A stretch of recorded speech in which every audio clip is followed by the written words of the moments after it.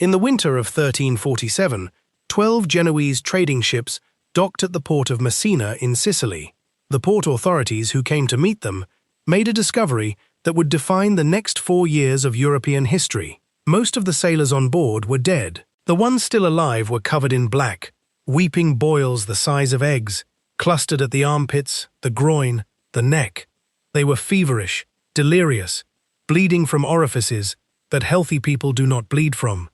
The port authorities ordered the ships out of the harbor immediately. It was too late. What those ships carried, what had traveled with them from the ports of Central Asia through the trading routes of the Black Sea to the docks of Sicily, was Yersinia pestis, the bacterium that causes bubonic plague, a disease so lethal that it would kill between 30 and 60% of the entire population of Europe within 4 years. And it did not travel alone. It traveled in the fleas, on the backs of rats. Black rats. Rattus, rattus. The most successful uninvited houseguest in the history of human civilization. A species so thoroughly embedded in the fabric of medieval European urban life that its presence in homes, in granaries, in the walls of every city on the continent was not considered a problem. It was considered normal. The rat was not an intruder in the medieval city. It was a resident. And that residency, that casual, unremarked, centuries-long cohabitation between the human population of Europe and the rodent population living in its walls, killed more people in 4 years than any war in recorded history.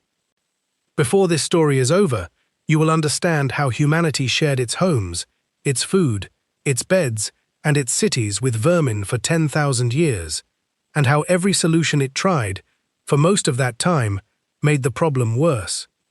To understand the vermin problem before exterminators, you have to understand something that the modern world has almost completely forgotten. For most of human history, sharing your living space with animals was not a failure of hygiene. It was the baseline condition of human existence.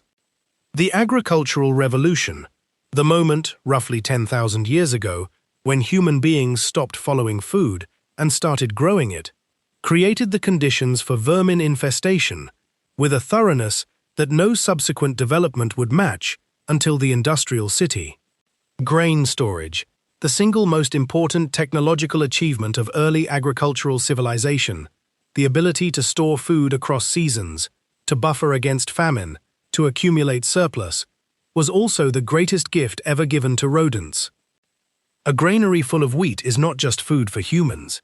It is a climate-controlled, predator-reduced, endlessly replenishing habitat for every rodent within traveling distance. Rats and mice did not follow humans into settlements because they found humans interesting. They followed the grain, and once inside the settlement, inside the walls, inside the floors, inside the thatch of the roof, they stayed, permanently. In ancient Egypt, the cat was not worshipped for spiritual reasons alone.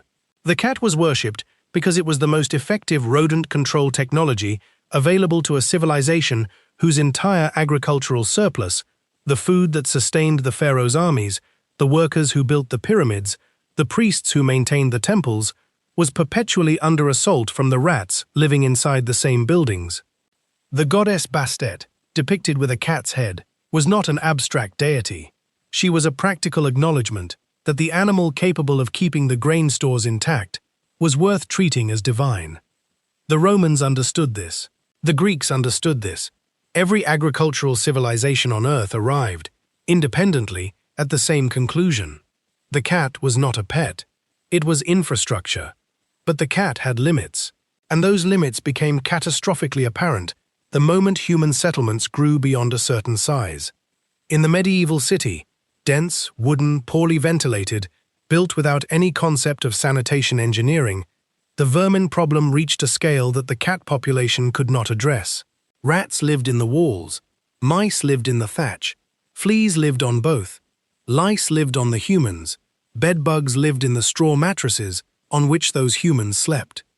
The medieval bed was not a place of rest in the modern sense. It was an ecosystem.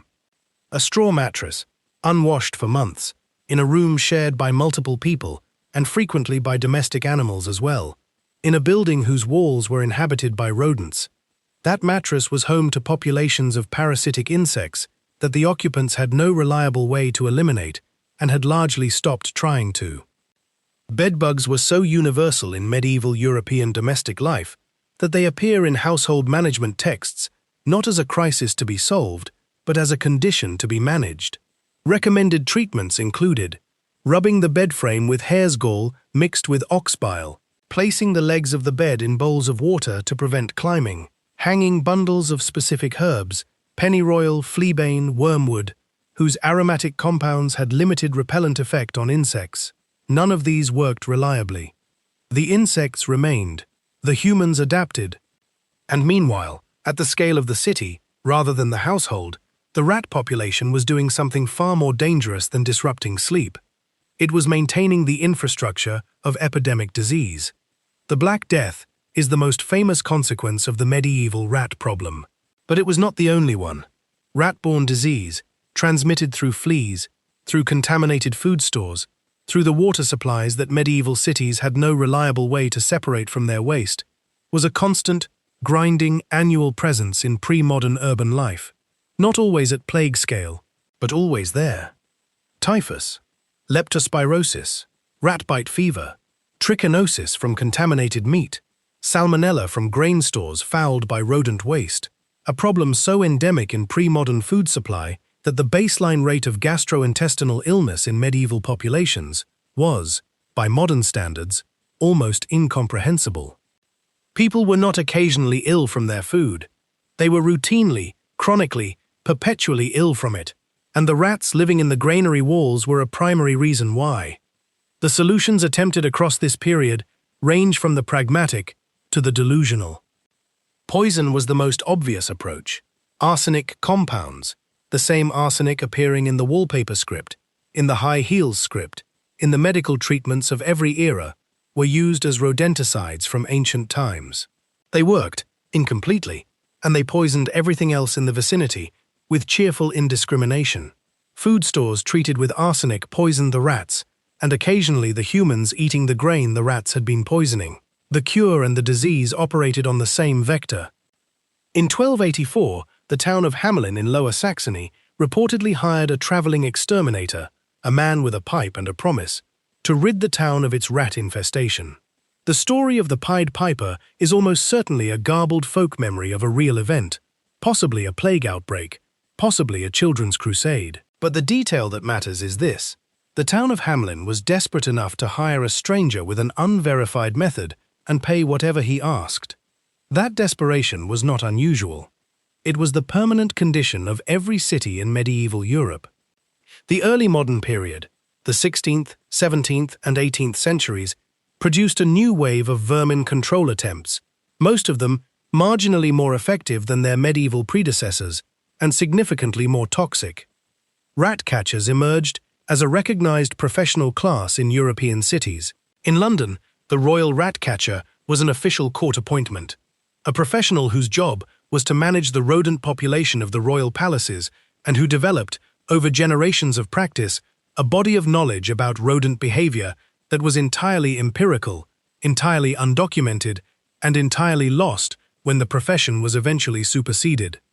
Their methods included terrier dogs trained specifically for rat killing, ferrets introduced into rat runs to flush populations into traps, carbon monoxide pumped into burrows from burning sulfur, and, increasingly, phosphorus-based poisons, the same phosphorus that was destroying match factory workers in the 19th century, now deployed against rodents in quantities that made the indoor air of treated buildings genuinely dangerous to breathe.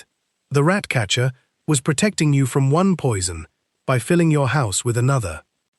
In 1900, the city of San Francisco faced a bubonic plague outbreak, the same disease, the same vector, the same flea-on-rat transmission that had killed a third of Europe in 1347. The outbreak was contained not through any sophisticated chemical intervention, but through the same basic method that had been available since ancient Egypt. They killed the rats, manually, by the hundreds of thousands, with traps and poison and hired labor working through the city block by block. It worked. Slowly, partially, at enormous cost. The rat had been winning the same war for 10,000 years. The modern extermination industry, chemical pesticides, professional licensing, integrated pest management, the specific compounds that make a call to a pest control company in the 21st century a reliable solution rather than an expensive gamble, did not exist in any recognizable form until after World War II. DDT, developed in 1939 and deployed militarily from 1943, was the first compound that genuinely changed the terms of the relationship between human settlements and insect populations.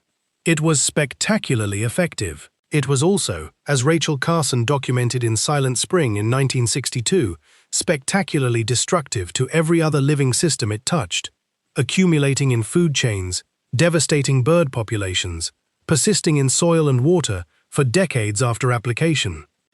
The miracle pesticide turned out to operate on the same principle as every previous solution humanity had tried. Kill the target, damage everything else, discover the damage too late. Today, a licensed pest control technician arriving at your home carries compounds specifically targeted to the pest species, applied in quantities calibrated to minimize environmental impact, under a regulatory framework that did not exist 50 years ago. The rat in your wall is met with a response so precise, so chemically sophisticated, so informed by a century of accumulated toxicological knowledge that it would be unrecognizable to the royal rat catcher of Georgian London. The rat, for its part, has been developing resistance to rodenticides since the 1950s. It has been winning this war for 10,000 years. It is not finished yet. The 12 ships that docked at Messina in 1347, with their dead sailors and their living rats, did not bring catastrophe from nowhere. They brought it from the walls. From the granaries, from the straw mattresses, from the 10,000-year arrangement between the human species and the rodents that followed it out of the wilderness and into every city it ever built. The rat did not invade human civilization. It was invited, by the grain, by the walls, by the 10,000 years of shared space that no cat, no trap, no poison, no Pied Piper, no royal rat catcher, no DDT, and no licensed pest control technician has ever fully resolved. The exterminator who comes to your house today is the latest practitioner of the oldest losing battle in the history of human settlement. You have running water. You have sealed walls. You have compounds the medieval rat catcher could not have imagined. The rat has been here longer than your house, and it is patient in a way that nothing with a 10,000-year head start needs to explain.